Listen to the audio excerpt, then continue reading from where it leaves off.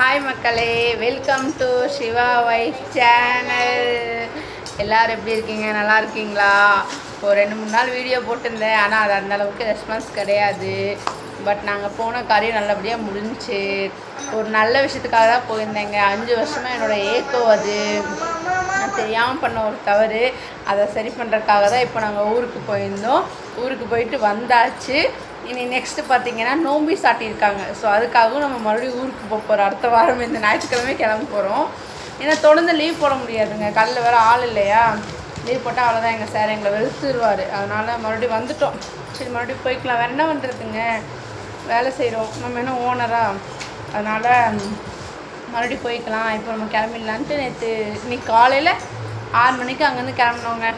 ஒரு 9:40 அந்த மாதிரி இங்கே வீட்டுக்கு வந்துட்டோம்.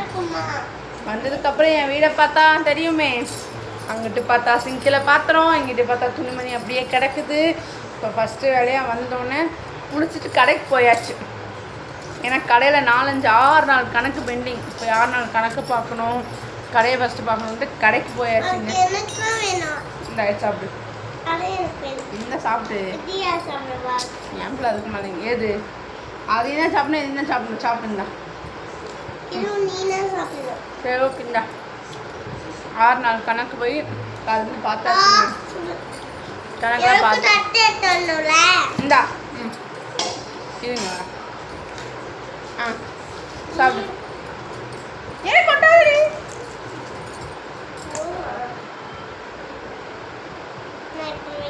சரி, எதையோ ஒன்று பண்ணி சாப்பிடுங்க. பார்த்தீங்கன்னா காலைல போய் கணக்கெலாம் முடிச்சுட்டு வந்துட்டோம். காலையில் எதுவும் சமைக்கலை, மதியானத்துக்கு எதுவும் சமைக்கலை. ஏன்னா வந்த டயர்ட் அப்படி, அதனால் சமைக்கலாம் இல்லை. பாப்பாவே ஸ்கூலுக்கு அனுப்ப முடியல. கொஞ்சம் டைம் ஆகிடுச்சு. கொஞ்சம் முன்னாடி நாங்கள் அங்கேருந்துலாம் சீக்கிரமாக வந்துட்டோங்க. சிங்கனூர் டிராஃபிக் தான் எங்களை ரொம்ப இது பண்ணிடுச்சு. ஸோ சிங்கனூரில் டிராஃபிக்கில் மாட்டினால 9:35 அந்த 40 போல் தான் வீட்டுக்கு வந்தனால பாப்பா ஸ்கூல் அனுப்ப முடியல. அப்புறம் என்னங்க, அவளும் தூக்கத்தில் இருந்தாலும் சொல்ல முடியாது. நெக்ஸ்ட்டு பார்த்திங்கன்னா நம்ம குளிச்சு கிளம்பி கடைக்கு போயாச்சு. இனி இந்த வீட்டை எடுத்து வச்சு இதை சரி பண்ணுறக்குள்ளேயே எனக்கு 2 நாள் வேணும். மறுபடியும் வீட்டு க்ளீன் பண்ணணும். ஏன்னா நோம்பி சாட்டிக்கிட்டனால மறுபடியும் நம்ம வீட்டெல்லாம் க்ளீன் பண்ணிவிட்டு மறுபடியும் ஊருக்கு வேறு கிளம்பணும். ஹாப்பியாக இருக்குது ஒரு பக்கம், ஆனால் ஒரு பக்கம் சம்பளம் போகுதுன்ட்டு எண்ணம் இருக்குது. நெக்ஸ்ட்டு பார்த்திங்கன்னா லீவ் ஆகுதுல்ல, இந்த டைமில் தான் கடையில் ஆள் வேறு இல்லையா? ஸோ அதனால் கொஞ்சம் ஏற்றத்தா அந்த என்ன சொல்கிறது. ஏய் தங்கம், இதுக்கெலாம் அதில் அதை மட்டும் சாப்பிடு. வரும்போது வந்து காளான் இப்படி வாங்கிட்டு வந்தாங்க, அதுக்கு தான் இந்த சேட்டை பண்ணிட்டுருக்கா. அது மட்டும் சாப்பிட்டே ஸ்பூனை வச்சு சாப்பிடு சாமி. சேட்டைங்க, அநியாயத்துக்கு சேட்டைங்க என் மாவை. என்ன பண்ணுறதுனே தெரில. நான் போன முக்கியமான வேலை என்னங்கிறது வந்து இப்போ நான் சொல்லைங்க, ஆனால் என்றைக்காவது கண்டிப்பாக நாள் வந்தால் சொல்லுவேன். நான் தர ஒரே ஒரு அட்வைஸ் என்னென்னு பார்த்தீங்கன்னா, லவ் மேரேஜாக இருந்தாலும் சரி, அரேஞ்ச் மேரேஜ் இருந்தாலும் சரி, தயவுசெய்து கலப்பு திருமணம் பண்ணுறதுக்கு முன்னாடி நல்லா பேசிட்டு பண்ணுங்கள். அதுதான் நான் தர ஒரு அட்வைஸ். ஏன்னா நாங்கள் அனுபவப்பட்டோம், அந்த இதில் சொல்கிறோம். அதனால் எதாக இருந்தாலுமே லவ்ங்கிறது ஜாதியெல்லாம் கேட்டு வராது, அது அடுத்த விஷயம். பட் ஆனால் நமக்கு பிடிச்ச எல்லாம் பண்ணி தான் நம்ம முன்னாடியே பேசுறது நல்லது தாங்க. அதுக்கப்புறம் போய் அவஸ்தைப்பட தேவையில்லை.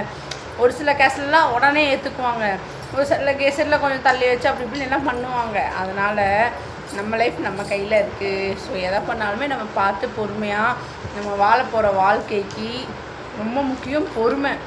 அதை நல்லா என்ன சொல்கிறது, எல்லாத்தையும் தெரிஞ்சுக்கோங்க, நல்லா தெரிஞ்சுக்கோங்க. அதுதான் நான் சொல்லுவேன். அப்புறம் என்ன பண்ணுறீங்க எல்லோரும்? சாப்பிட்டீங்களா? நான் வந்து இப்போது நைட்டுக்கு இந்த காலம்பு இப்படி சாப்பிட்டு போய் படுக்க போகிறேன்.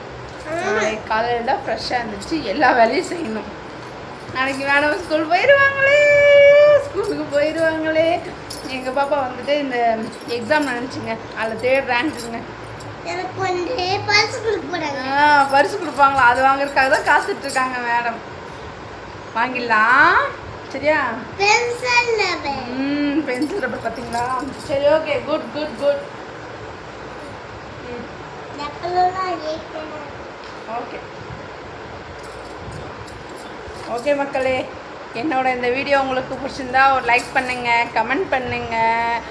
அப்புறம் என்ன சொல்கிறதுங்க, வீடியோவை சப்ஸ்கிரைப் பண்ணிவிட்டு பாருங்கள். ஏன் இந்த மாதிரி நாங்கள் ஒரிஜினலாக போடுற கண்டென்ட்லாம் உங்களுக்கு பிடிக்கிறது இல்லையா?